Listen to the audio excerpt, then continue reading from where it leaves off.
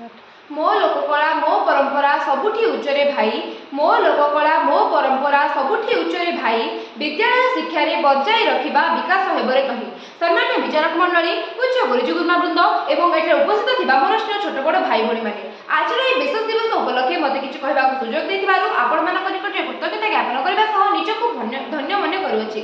तेबे जानिबा लोककला कहिले कोन एवं विद्यालय शिक्षा हेकु किपरि प्रभावित करिथाय। प्रथमे जानिबा लोककला कोन। लोककला हेउछि सामाजिक और सांस्कृतिक ऐतिह्य जहाँ गाँ घर आरंभ कर समाज और सामाजिक लोक मध्य गढ़ी उठी थाए। यह गोटे संस्कृतिर गौरव और पारंपरिक देखाशुना को बुझाई थाए जहाँ रही है पाला दासकाठिया घुमुरा कंठई नाच बाघ नाच इत्यादि इत्यादि।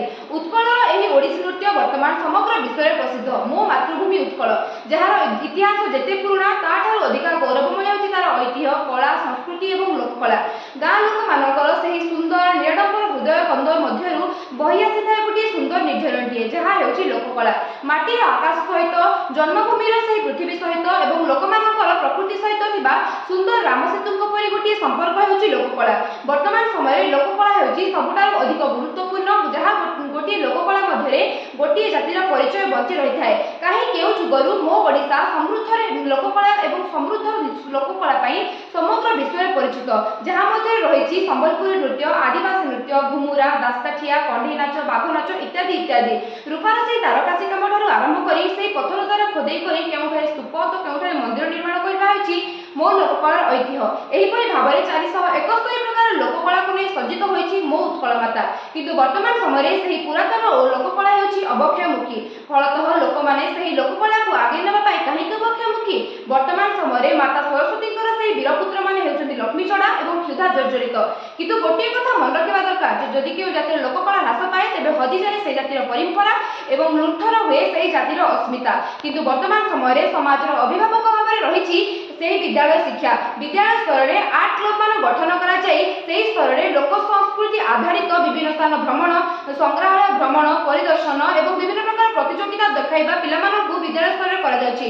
वर्तमान समय लोक शिक्षा सहित पाठपढ़ा को मध्य विद्यालय स्तर में जोग करा जाउछि। विद्यालय तार शिक्षार्थी एवं छात्र छात्री मानकु दैनंदिन जीवन वस्त्र परिधान आरंभ करी घर सज्जा उपकरण पर्यंत सबुठारे लोककला को सामिल करबा पई सिखाउछि। विद्यालय लोककला को किपरि उन्नति करा जिवो पिलामानक मनरे लोककला प्रति किपरि जागृत भाव सृष्टि हेबो सेथिपाई वर्तमान विद्यालय स्तर में मध्य विभिन्न प्रकार पदक्षेप नया जाउछि। विद्यालय स्तर में विभिन्न प्रकार प्रतियोगिता मान करा जाई पिलामानक मनरे लोककला प्रति जागृत भावना सृष्टि करा जाउछि। तार एक ज्वलंत उदाहरण हेउछि वर्तमान अर्थात आजिर एही सुरभि कार्यक्रम। तेबे मो शेषरे एतिकी कहबि जे एही लोककला को आगे नेबा पाई राम सेतु परि गोटिए विराट बानर सेना न होई पारिले मध्य गोटिए क्षुद्र गुंडुची मूषा परि विद्यालय शिक्षा तार चिरंतन कार्यक्रम को आगे रखिथाओ। शेषरे मो एतिकी कहूछि जे आजिर एही पुष्पक रूपक उद्यम दिने ना दिने बनाखिंड परिणत हेबो। विद्यालय शिक्षा पुणी थरे आम लोककला को ऊपर उठाइबो एवं ओडिया जाति सबुठारे श्रेष्ठ हेबो। मोती कई मोर वक्तव्य शेष करछि। जय हिंद जय जवान।